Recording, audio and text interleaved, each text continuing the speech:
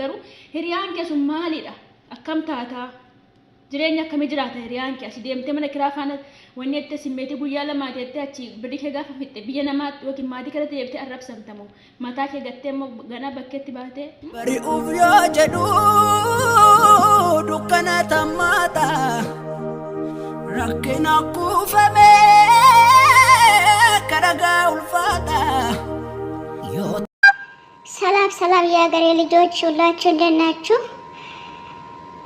ኢት ወንድሞቼ የኢትዮጵያ ትውልድ እንደት ናችሁ? ሰላም ናችሁ? እኔ ኢታች የጎንደር ልጅ ይባላል። ዛሬ የመጣው ሳሎና አሰራር ነው። የሁላችን ስራ ልይት ይላል።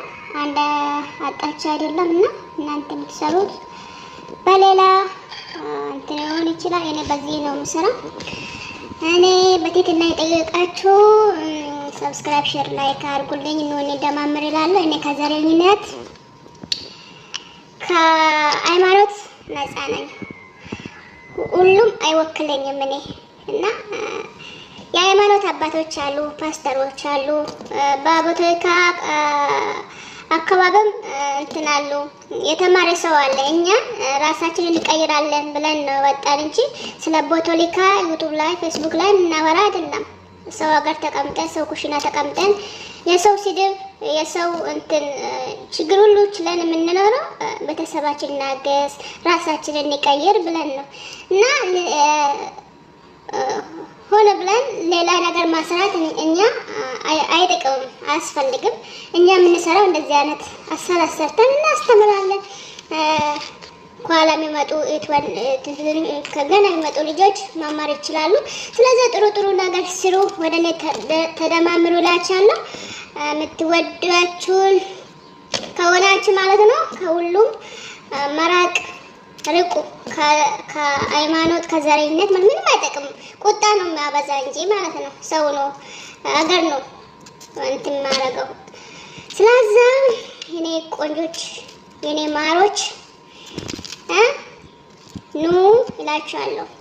ነጋን ስኒፋተው ከወጀቡ ፍጃላ ተሞ ጆሌ ኬኛ ከጅት ፈያ ከሰኒ አረሞ ዋና ሃራ ስኒፊት ደልፈ ይችላል وانت كيو اغارتنين بيني نياتا كان قبس لتلفي انس مالدان قبس كنو كمسنا يدتن كان مقاسا لي بولا ورف مرسنكا سنجرا سدس شير لايك كوت رادت دبالا وان سنجلا حدتو هنجرو جتر وانت سكفلتي سو هنجرو جالا لكني ابسناتو كما كني ጭምስና ማለ وانت كوي وانت سكفلتي سو هنجرو جتر አየኔ ቆንጆች የኔ ማሮች ሁላችሁ ስንጀራ ዋን ብራ በካ ሄዱን ቡሽች ለማለፊ ወሪ ዋቀየ ፍላቴ ዲቤ ካሴ wanni sarratti injiru waan ta'eefin waan argine gana oto barusa cuuphaa barusa dhukkubootummaa hin baratin baane waa'ee haymaanotii waa'ee abbootii waa'ee haadholii odeessuun nun galchu jechuudha. Yoo dandeessan balbala keessan cufadhaati kadhadhaa laphee keessan qulqulleeffadhaati jechuudha. Kana onlaayinii kana jiru yaaduu nagaa hin argannuuti. مفسي كسر أفرا فجسني وجب راوجن ورا وانا كسر جتن جلا في قولتني مفسين كسر اسم لا ولتن تأجر شرا أنا في ورا كسر رفقا دوان سفيدو برو قولتني بيجي كسر كسر مالو جتو مال بوفاتش بربادو مال لقدو بربادو مال غرغر بربادو مال اندرو بربادو بروسا بربادا غرا بروسا موا غرا غرا بربادا غرا موا غرا غرا ديما برتا مانه وانا كسر جلا هنتي منا ورا وانا كسر جتا أوتو بروسا شوف أمرتي ورا مسافة مرسا ولا ني أونلاين كان راجع شرا baay'ee nama gaddisiisu na bara dhumaa kana keessa gaa hundumtiyyuu wal fakkaachaa jira. Ani cubbamoota keessa ishee tokkodha jechuudha. Kana siniin jedhu kanaaf biyya keenya hin kuffifnu biyya keenya obboloottan koo akkasiin goonu haadholii waan nyaatanii bulan hin qabnetu keessara daa'imma xixiqqootu keessara kan waa tokkotti hin qabne kan waan irra raftu hin qabne kan waan ulfattu hin qabnetu jira jechuudha. Akkas gochuu hin qabnu biyya keenyaaf kadhachuu qabna. Waaqayyo immoo abbaa araaraati waan ta'eef biyya keenyatti araaramuu danda'a tokko keenya fayyisuu danda'a. Araarri isaa dhiyoodha dheekkamsa isaatu suutaadha malee obboloota koo kanaafi kotta gara kiyatti dabalamaa waan akkana isinitti odeessa malee ani dhimma biraa hin qabu jechuudha obboloottan koo. Walitti jaalala keessanii tola keessaniin immoo gara kiyatti dabalamtan baay'ee sin jaaladha baay'ee si kabaja hundumaa gararraa jechuudha. Galatoomaan siniin jedha ammallee amma dhumaatti na waliin ta'uudhaan gara kiyatti dabalamaan siniin jedha. Borus ta'ee har'a sanii wanta nama biraa waan biraa hojjetu waa'ee haymanotii waa'ee mootummoota abaaruu anan hin galchu jechuudha. Kan jedhu suma kanaadha. ኮሜዲ የወሲብ ኮልፍ ሲሰጠኝ ኮልፋ የማ harree sarara deebi'uu nan danda'a jedha gara kiyyatti dabalamaa bahe.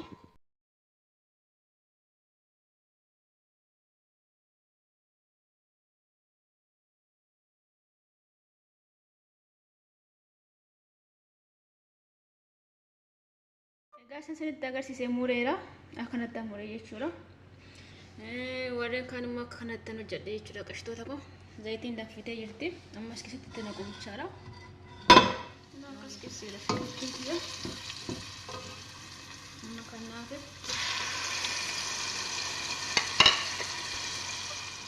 amma waan akkasiirra gaheera jechuudha.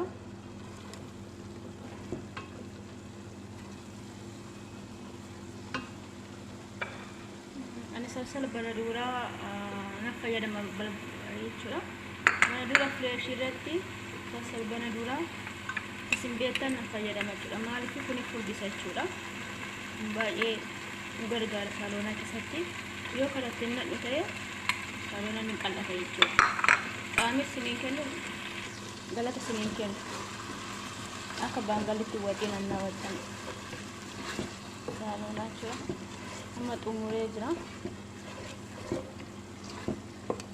Kan hafe diyaa xabbasaa ture itti naqee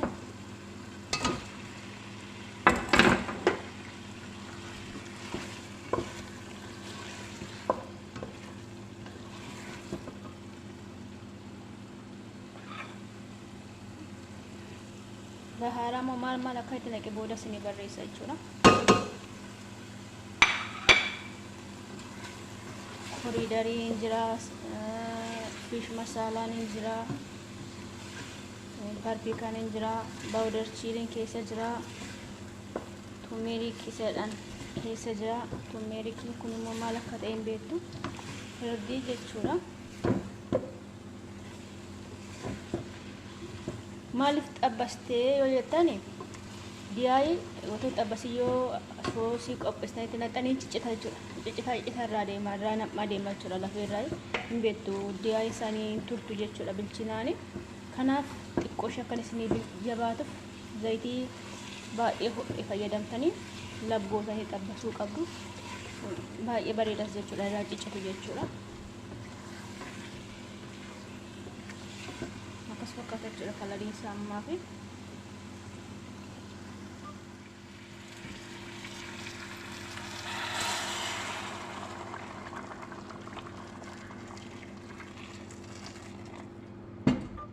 kala qashtoota koo maalirra akka jiru isinitti agarsiisa jechuudha. Saaloonaa kiyya akka kana ta'ee jira jechuudha. Baay'ee kan bareedu jechuudha. Kan akkatti bareechi immoo soos bana duraa isa fireeshin alatti naqee fi waniidha jechuudha. Parpikaan kalarii baay'ee isinii kenna. Parpikaa fayyadama. Baawudar chiilis xiqqoo fayyadama warri haaraa wanni hin barbaanne jechuudha. Waan nama gubuun nyaanne parpikaa fayyadamtanii bareechuu dandeessu jechuudha. Saaloonaa ruuzii adii affeeluudhaaf fi Filipiinonni jedhanii bishaatti naqu jechuudha. Bishaan duwwaa keessatti affeelu jechuudha. Ani garuu waan tokko fayyadama jechuudha. Bishaan duwwaa ta'uu hin naqeen jira. Innis waan kana hin beektu jechuudha. Soogidda waliin makee wantoota kana qimamii garaagaraa warra akkasii fayyadamuudhaan gaafa kana bilcheessitanii bishaan keessatti ruuzii itti naqxanii keessa callaltu jechuudha. Fooliin isaallee baay'ee kan namatti toludha jechuudha. Akka Filipiinotaa hin godhinaa isiniin jedha. Nama waliin turaa ammoo ruuzii adii affeelufan jira jechuudha. Kan saaloonaa kana nyaatamu akkana fakkaata jechuudha kuni. Qashtoota qamamoo marsa lammaffaa maala fidelfee akkuma beektan ruuzii biriyaanii wanni gaafa hojjettan saaloonaa gaafa hojjettanii wanni isin barbaachisa jechuudha. Shunkurtiin barbaachisa. Maaliif isa malee ruuzii adiin bareedu jechuudha. Xiqqoo isheen irratti facaanan bilbila kiyya jalaa siffadhe isa malee hin ta'u jechuudha. Isinillee gaafa fayyadamtan akka Filipiinotaan waliin jechuudha. Filipiinonni ofirraa bahu akkas godhanii dhugaan sini jira. Birrii 500 bultii tokko bultii lama hanqisanii fuudhanii itti kennu jechuudha. Nuyi garuu hojjannee isaan kadhachaa isaan irraa fudhanna. Ani keessaa niitii kiyyaanii gaafa birrii naa kennin jedhuun jechuudha. Akka isheetis fudhadhee beeku guyyaa tokko bichaadha. Sayuu natti darbatte jechuudha. Birrii 200 qubna gara boodee natti darbatte jechuudha. Saniyyuu nyaata bichaa hin qopheessu jechuudha. mana fooqii lama ijoolleen ja'a jechuudha. Kana biraa sa'aatii 24 jechuudha hojiin. Sa'aatii 24 sekendii 30 kan keessan hedhanii jechuudha. Biri kuma dhibba lama irratti darbatte jechuudha. Gaaf tokko fiddeetti kenni jedhanii gartee deemnan jechuudha. Isa turra kabajaan naa kenna jechuudha. Waan barbaade yoo ta'e hiixatee naa kenna jechuudha. Kanaaf guyyaan hin jiraas hin jedha. Isiniin jedha obboloottan koo abdii kutateena. Ruuzii adii kan xamin jenne qaa guyyaa tokko isinitti agarsiisa jechuudha. Kan waa'ee tokkitti keessa hin jirre. Kasoo giddi keessa hin jirre qimamii miti jechuudha. Qimamii jaarri bitachuu dadhabanii miti garuu hojjettee jala keessee birish fudhattee bilbila ishee irra teessee ani garuu shaaworii galuu hin danda'u jechuudha. Mataa tokko fattee baati dhugaa waaqa Filipiinonni baay'ee jechuudha. Keenya carraan biyyuma keessaa jallatee waaqayyo immoo araarsaa akkamitti agarsiisa. Kun biyya keessaa ari'atamaa oolu biyya namaatti gidirfamaa oola. Waaqayyo immoo akka araarsaa nutti agarsiisu in kadhanna biyya keenyaatti ofii keenyaatti akkuma biyya keessatti dhiitamnu biyya namaattis dhiitamaa jirra. Waaqayyo immoo guddaadha seenaan geeddaruu hin danda'a isin jedha obboloottan koo. Sa'aatiin yeroo barbaadde ol deebitee raftee yeroo barbaadde waan barbaadde gootee kan kaatu kabaja qabdi jechuudha. Nuyi garuu waan baay'eedhaan dhiitamaa oolla isin jedha obboloottan koo. Ruuziin adiillee itti naqee jira jechuudha. Akkuma isin argitanii. Ruuzii gosa lama fayyadama jechuudha. Kan inni biriyaanii fayyadamuu fi kan inni majuusa fayyadamu tokko miti jechuudha. Kan inni biriyaanii fi saaloonaa kana saaloonaa yeroo fayyadamu ruuzii adii kan inni fayyadamu adda adda maaliif xiqqoo kan jajjabaatu fayyadama jechuudha. Biriyaanii keessatti ishiin basmattii sun wanni taati jechuudha. Xiqqoo ruuzii jajjabaatu fayyadamaanii baay'ee bareedas yeroo hojjettanii. Isin jala qashtoota koo kanarratti immoo zabibi kana sonobar kana sitta fayyadama jechuudha. No ayda zabibi amaye naqusa walla kan jira fakkaata. Kuni dhuma ruuzii irratti yeroo ruuzii baastanii tan haraara keessatti jechuudha. Waan marratti naqadan kanarratti tursiisitu jechuudha. Baay'ee bareeda. Dhuma isaa ina agartu jechuudha. Qashtoota koo laayik sheer gochuudhaan yoo isin gammachiise gara kootti dabalamaa kanaaf jalala keessanii waayifaayi immoo boba'aa oola waan tokko illee isin kaffalchiisu isin jedha qashtoota koo guddaanaaf godha. Egaa ruuzichi ga'ee keessaa baaseedha jechuudha. Bishaan isaa keessaa gannaqee soosisaa jira. Amma wanti gochuu qabu taanjaratti deebisee shunkurtii xabbasee kanatti naqee akka inni xiqqoo bishaan qabu kana xaamisaa keessaa fudhatu nan godha jechuudha.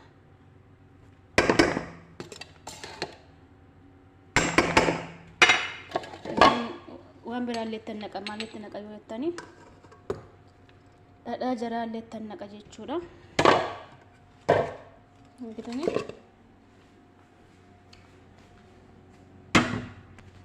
kana yeroo ta'e kanatti naqa jechuudha. Kanarraan immoo dhadhaa jaraa irratti naqa. Dhadhaa jaraa hin beektu dhiyaadha. Maaliif xiqqoo malkiinsaa akka bicaa ta'uuf dhadhaa kana irratti naqa jechuudha. Hin beektu dhiyaadha dhadhaa maqaa dhadhaa kana. Egaa qashtoota koo yookiin akkas keessa jira jechuudha. Akkuma isin jedhe malkiinsaa akkasii jechuudha. Namoonni isaa sa'aatiin isaa geera ruuziin kun immoo akkasitti qopheeffamee jira isin jedha.